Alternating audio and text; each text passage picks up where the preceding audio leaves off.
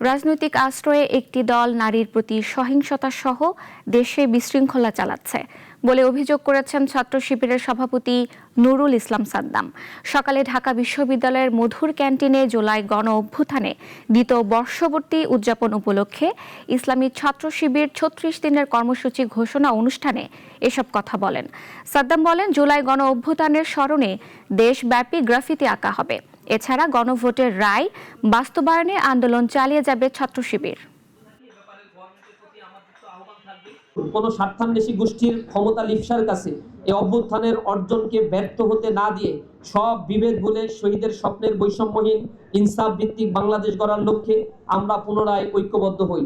সবশেষে গণহত্যার বিচার, গণভোটের রায় এবং জুলাই সনদের পূর্ণাঙ্গ বাস্তবায়নের দাবি জানিয়ে আগামী ৩৬ দিন ব্যাপী কর্মসূচি সফল করতে ইসলামী ছাত্র শিবিরের জনশক্তি, শুভাকাঙ্ক্ষী ছাত্র সমাজ এবং দেশবাসীর সার্বিক সহযোগিতা কামনা করছি।